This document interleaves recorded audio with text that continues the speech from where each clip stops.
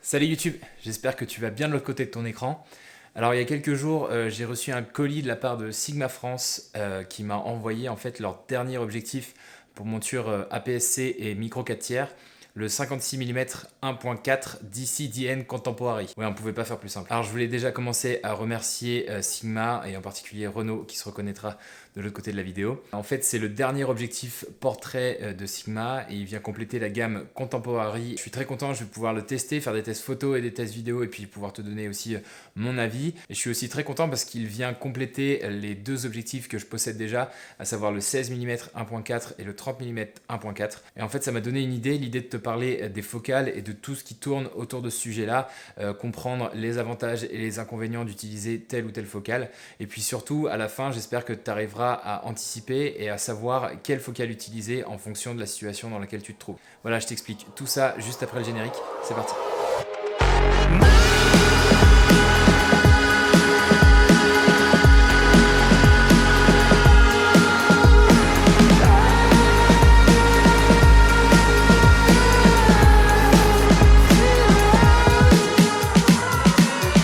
Alors pour moi, la première chose importante, c'est de connaître les avantages et les inconvénients des focales fixes versus les focales zoom ou les focales variables en fait. Quand tu dois choisir un nouvel objectif, c'est vrai que c'est toujours assez compliqué de savoir s'il vaut mieux acheter un zoom ou une focale fixe. Moi, je vais essayer de te présenter les avantages de chacun et puis j'espère que, que ça te permettra de te décider au moment de l'achat. L'avantage principal d'un objectif zoom, donc à focale variable, c'est de pouvoir être très polyvalent, d'être très flexible. Effectivement, le fait de pouvoir modifier la focale, ça permet de s'adapter en permanence à la position de ton sujet. Et si tu veux insérer ou intégrer ton sujet dans son décor, il te suffit de dézoomer. Donc voilà, ça permet vraiment une grande polyvalence. Je pense que la principale utilisation pour ce genre d'objectif, c'est lors d'événements. Je pense que ça peut être intéressant quand tu vas faire un after movie par exemple. Voilà, tu peux faire des gros plans, tu peux zoomer sur les visages, sur les participants, etc. Et en même temps, tu peux dézoomer, te mettre en grand angle et filmer la salle, l'ambiance, l'expérience. Le zoom va être aussi intéressant quand tu vas travailler dans des conditions assez compliquées, donc avec par exemple beaucoup de vent, du froid, pas mal de chaleur, etc. où tu vas pas pouvoir facilement changer d'objectif. Donc là, dans ce cas-là, l'utilisation d'un zoom, c'est idéal, comme ça tu pourras changer de focale sans avoir à changer d'objectif. Donc ça va te donner un confort de travail vraiment intéressant. Alors de l'autre côté, il y a les focales fixes. Il faut savoir que les focales fixes, souvent, elles proposent une plus grande ouverture et ça va avoir deux avantages. Le premier avantage, c'est que ce sont des objectifs qui sont plus lumineux, donc plus performants en conditions de basse lumière. Donc ça va t'éviter de monter trop dans les ISO, d'avoir du grain numérique. C'est quelque chose qu'on essaye d'éviter. Voilà, ça t'évitera des heures et des heures passées en post-prod à tout nettoyer. Donc ça, c'est le premier avantage, c'est que tu peux travailler très bien de nuit, à la tombée de la nuit. Tu peux travailler en intérieur. Donc ça, pour ça, c'est vraiment très pratique. Comme tu le sais, si tu veux un look cinéma, il y a des réglages très spécifiques à respecter. Et donc cette grande ouverture, ça va te permettre de diminuer au maximum les ISO et d'avoir une meilleure qualité d'image dans l'ensemble. Si tu sais pas de quoi je te parle, je te renvoie vers ma vidéo juste là qui parle des secrets du look cinéma, en particulier des réglages. Le deuxième avantage d'une grande ouverture, c'est que ça va donner une faible profondeur de champ. Donc ça va donner aussi un flou d'arrière-plan assez important, qu'on appelle aussi bokeh. Ça va pas mal contribuer au look cinéma. Moi, c'est quelque chose que j'affectionne particulièrement. Donc je vais toujours me tourner vers des objectifs avec des grandes ouvertures. Grande ouverture, c'est petit chiffre, donc là 1.4. Ça va vraiment contribuer au look cinéma et ça permet surtout d'isoler ton sujet dans son environnement. Ça, c'est très important quand tu veux raconter une histoire. En plus de leur grande ouverture, la plupart du temps, ces focales fixes, elles te donnent une meilleure qualité d'image. On parle de netteté ou encore de piqué. Voilà, la qualité est meilleure globalement, contrairement aux objectifs avec zoom, dont la qualité va varier en fait en fonction de la focale choisie et de l'ouverture. Donc ça, pour moi, c'est encore un point à l'avantage des focales fixes. Alors tu l'as compris, si tu veux changer de focale quand tu as des objectifs fixes, tu es donc obligé de changer d'objectif. Tout simplement que ça va t'obliger à réfléchir ton plan avant de tourner. Voilà, donc prendre en compte ce que tu vas filmer, choisir l'objectif idéal pour la situation et ensuite changer d'objectif et commencer à tourner. Donc pour moi, cet effort de réflexion, il est hyper important. Ça va te permettre de mieux comprendre quels sont les avantages et les inconvénients d'une focale en particulier. Juste le fait d'y réfléchir, ça va te permettre de mieux visualiser ce que tu vas filmer et donc ça, c'est vraiment indéniable, c'est un très gros avantage. La focale fixe, ça va aussi t'obliger à te rapprocher de ton sujet, à te mettre à sa hauteur et ça, c'est pour moi le meilleur moyen d'immortaliser un sujet, de s'y intéresser. Et puis comme la vidéo c'est une succession d'images en mouvement, je trouve ça aussi mieux que celui qui filme se mette aussi en mouvement. Voilà, c'est mieux que de rester planté les deux pieds dans le sol et puis de zoomer pour essayer d'immortaliser le sujet. Le deuxième point à comprendre, c'est la différence entre focale réelle et focale équivalente ou focale apparente. Ça, souvent, c'est le sujet où je perds le plus de gens quand j'essaye d'expliquer les choses clairement. Là, je vais essayer de te présenter les choses assez simplement. Je ne vais pas trop rentrer dans le détail, mais je vais essayer de te faire comprendre vraiment l'essentiel. Alors, ce qu'il faut comprendre impérativement, c'est que la focale d'un objectif ne change jamais. Ce qui est inscrit sur l'objectif, c'est une valeur en millimètres qui correspond à la fabrication à l'intérieur de l'objectif, donc au positionnement des différentes lentilles que tu peux avoir à l'intérieur. Et donc, cette valeur, elle ne change vraiment jamais, elle est vraiment due à la construction. Ce qui va changer par contre, c'est le boîtier sur lequel tu vas mettre ton objectif et plus particulièrement la taille du capteur. On va parler à ce moment-là de focale équivalente ou de focale apparente et c'est là qu'on parle aussi de coefficient multiplicateur. C'est très simple. Pour le full frame, on va avoir un coefficient multiplicateur de 1. Pour la PSC, on va avoir un coefficient de 1,5 et pour le M4 tiers, on va avoir un coefficient de 2. Donc par exemple, quand tu vas mettre un objectif 16 mm sur un capteur full frame, on va obtenir une focale équivalente de 16 mm x 1. Sur un APS-C, on va avoir 24 mm. Et sur micro 4 tiers, on va obtenir une focale équivalente de 32 mm. Pour t'expliquer, je te présente un petit schéma très rapide. Voilà, tu peux voir en fait la lumière qui rentre à l'intérieur de l'objectif, qui passe par tout un système de lentilles que j'ai pas spécialement détaillé et qui va en fait envoyer une image sur ton capteur. Là, l'objectif projette une image qui couvre la totalité de la surface du capteur full frame, donc on va avoir un coefficient multiplicateur de 1. Voilà ce que ça donne. Quand on va changer la taille du capteur, on va le réduire en passant en APS-C et on voit que l'image en fait va être coupée par les contours du capteur. Là, on obtient un coefficient de 1,5. C'est ça qui donne en fait la focale apparente, la focale équivalente. Maintenant que tu as compris ça, je vais t'expliquer un truc qui va un petit peu t'embrouiller probablement. C'est que quand tu as des objectifs dédiés pour capteurs APS-C, tout simplement, l'objectif va être plus compact, un peu réduit, il va y avoir un canon un peu plus serré, parce que ce qui nous intéresse finalement, c'est d'avoir l'image sur la totalité du capteur. Donc globalement, l'objectif il va être plus petit, de par sa forme. Ils sont souvent plus compacts, comme pour les M4 tiers d'ailleurs, ils sont souvent plus petits et plus compacts. Et donc quand tu vas venir le mettre sur un capteur full frame, tout simplement le fût du canon va créer une ombre sur ton image, sur ton capteur full frame, et on ne pourra pas éclairer la totalité du capteur. Et donc ça explique pourquoi tu peux pas mettre un objectif APS-C sur un capteur full frame, sinon tu vas avoir des bords, voilà, un vignettage qui est très très important. Voilà, j'espère que ça t'a pas trop embrouillé. Si t'es perdu, je t'invite juste à revenir au début du point où je t'explique tout simplement que la focale d'un objectif ne varie jamais. À partir de maintenant, je vais parler uniquement en focale équivalente, donc je préfère te prévenir. Mon objectif 16 mm aura donc une focale équivalente de 24 mm. Mon objectif à 30 mm aura une focale équivalente en 45. Et mon nouvel objectif qu'on m'a gentiment prêté à 56 mm aura une focale équivalente de 84. Maintenant, je voudrais te parler de perspective et d'angle de vue. Alors pour ça, je suis allé faire des tests en extérieur, voilà, pour essayer de mieux t'expliquer, ce sera un petit peu plus simple. Dans l'idée, j'essaye de faire le même cadrage autour de mon sujet. Bon, là c'est moi, et puis je vais te montrer les différences que tu as en fonction de la focale que j'ai choisie. Alors premier essai, voilà, il y a mon sujet qui est au milieu, et on regarde ce qui va se passer autour.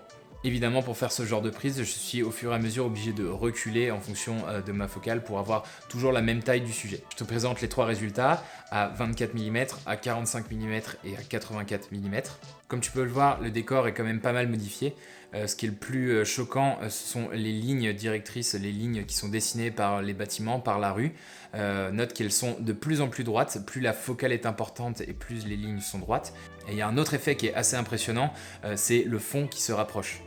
Voilà, on a l'impression d'écraser l'image, tout ce qui se passe derrière moi en fait est beaucoup plus proche et ça c'est l'effet qui est induit par la longue focale. Donc il y a vraiment un impact sur la perspective. Note aussi que ça modifie l'angle de vue, voilà, tout n'apparaît pas quand on passe de 24 à 84 mm, voilà, il y a des objets qui disparaissent, donc ça modifie effectivement l'angle de vue aussi. Maintenant, je voulais te montrer un deuxième essai. Là, ça va devenir un petit peu plus gênant pour moi. Je vais essayer de me rapprocher de l'objectif et puis je vais te montrer ce que ça donne en fait en fonction de la focale que tu choisis. Donc là, j'ai fait un gros plan sur ma tête. Voilà, comme je te l'avais promis, à 24 mm, ça me déforme pas mal. J'ai la tête toute ronde et puis j'ai un gros nez. Voilà, c'est pas vraiment top. Alors qu'à 45, tout simplement, il me reste mon gros nez, mais c'est quand même un peu plus naturel. Et enfin, à 84 mm, ça change encore la forme de mon visage, mais ça semble encore plus naturel. Bon voilà, on s'arrête là parce que ça commence vraiment à être gênant. Mais ce qui est intéressant en fait dans cette comparaison, c'est qu'on commence à s'apercevoir qu'en fonction de la focale, on va pas avoir le même résultat. Et donc en fonction de la situation, c'est important à l'avance de choisir la focale qui va nous servir. En quatrième point, je voulais te parler de la profondeur de champ. Ce qu'il faut que tu saches, c'est qu'en fonction de la focale que tu as choisie, il va y avoir un impact sur la profondeur de champ. Pour des focales qui sont relativement grandes, donc là par exemple mon 84 mm équivalent, la profondeur de champ va être beaucoup plus faible, ce qui fait que le flou d'arrière-plan ou le bokeh va être beaucoup plus important. Plus ta focale est élevée et plus ta zone de netteté va être réduite. En comparaison avec le 24 mm, la profondeur de champ est un petit peu plus étendue, on a quand même un peu de bokeh mais il est beaucoup moins prononcé et donc on a une partie nette, une zone de netteté qui est plus importante. Alors la focale c'est pas le seul facteur qui va modifier la profondeur de champ, ça mériterait une vidéo entière pour t'en parler, pour t'expliquer tout ce qui rentre en jeu, mais voilà, je voulais te parler quand même de cet aspect là. Ce qui est très important à noter, il y a un petit disclaimer d'ailleurs, c'est que si tu utilises un 84 mm, comme tu l'as compris, la profondeur de champ va être relativement réduite et ça va pas forcément être très facile de faire une mise au point. Même ton autofocus en fait il peut galérer. Tout simplement parce que la zone de netteté va être très réduite et que ça va demander énormément de précision. Donc ce qui peut être intéressant si ton appareil n'arrive pas à faire un bon autofocus, c'est de réduire l'ouverture. Ça va agrandir ta profondeur de champ et donc voilà, ça sera un peu plus simple pour ton autofocus derrière. Voilà, donc là je te montre les exemples à 24, 45 et 84 mm. Et comme je te l'ai expliqué, plus la focale est grande et plus le flou d'arrière-plan est prononcé.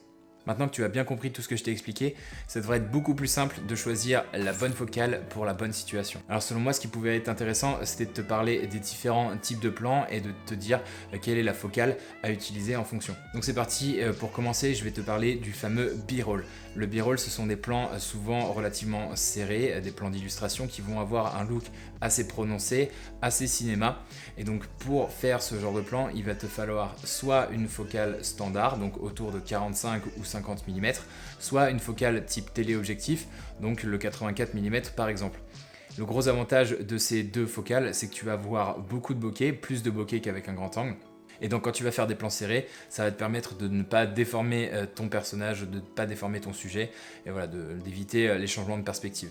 Il y a une autre situation, c'est quand tu fais de la street photographie ou quand tu fais de la vidéo dans les rues d'une ville par exemple. Moi, ce que je te conseille d'utiliser dans ce cas-là, c'est soit le grand angle, soit la focale standard. Tout simplement parce que tu vas avoir un plus grand angle de vue, que tu vas pouvoir capturer aussi bien les bâtiments, les rues, les moindres détails. Donc, tout simplement, ça va être plus intéressant parce que tu vas gagner en angle de vue et que tu vas avoir un maximum d'informations. La focale standard va aussi être intéressante dans ce cas-là, puisque si tu te mets à photographier des personnes dans la rue, tu vas pouvoir te servir de la relativement faible profondeur de champ pour isoler ton sujet. Si tu utilisais une focale autour de 80 mm, tu serais obligé d'être très précis au niveau de la mise au point, et quand tu photographies ou que tu filmes des gens que tu ne connais pas, faut être surtout rapide et efficace. Une troisième situation, tout simplement le face caméra, comme ça quand tu fais une vidéo et que tu te filmes dans un lieu, dans un décor, dans un appartement, etc. Le plus intéressant, c'est d'utiliser un objectif grand angle, comme ça tu peux rajouter des éléments autour de toi, tu peux rajouter un décor et créer un vrai univers, beaucoup plus facile ensuite de raconter une histoire. Dans un autre registre, tu peux vouloir faire du portrait par exemple. Alors là, ce qui est intéressant, c'est d'utiliser une focale standard ou une focale téléobjectif autour de 80 mm. Tout simplement parce que tu veux absolument éviter de déformer le visage de ton sujet. Tu vas utiliser une focale standard si tu veux intégrer un peu de décor autour de ton sujet, donc tu auras un angle de vue un peu plus important. Et si tu veux te concentrer uniquement sur ton sujet de très près, là je te conseille évidemment le téléobjectif autour de 80 mm pour faire ressortir les détails, et toujours attention à la mise au point. Et enfin, le dernier scénario, c'est de capturer des paysages, que ce soit en photo ou en vidéo. À ce moment-là, je te conseille d'utiliser plutôt un grand angle parce que ça va te permettre de donner une impression d'immensité dans tes paysages naturels. Donc ça, c'est vraiment très efficace. Le fait que l'angle soit très important, ça va te permettre d'intégrer un maximum de détails, un maximum d'informations. Donc vraiment, ça ajoute un effet de grandeur à ces paysages. Donc voilà, je te conseille vraiment un objectif grand angle, minimum 24 mm, mais ça peut être encore plus petit, on peut aller du côté des objectifs très grand angle. Donc si je résume tout ça dans un tableau, ça donne ça. On voit que la focale standard, elle répond à un grand nombre de situations et en fait ça vient confirmer ce que je t'avais dit dans une vidéo précédente sur le choix du premier objectif. Si tu l'as pas vu, tu peux aller la regarder juste là. Ce que je t'explique dans cette vidéo, c'est qu'en premier objectif, il vaut mieux acheter une focale standard car elle va répondre à la plupart des situations dans lesquelles tu vas te retrouver. Au final, c'est bien l'objectif le plus polyvalent. Voilà, j'espère que cette vidéo t'a plu, j'espère que tous ces conseils te seront utiles à l'avenir, j'espère que tu as bien tout compris, surtout ces histoires de focales réelles, focales équivalentes. Si tu as des questions, comme d'habitude, n'hésite pas à les poser en commentaire juste en dessous, je tâcherai d'y répondre, normalement il n'y a aucun problème. Et puis voilà, je te dis à bientôt, allez ciao.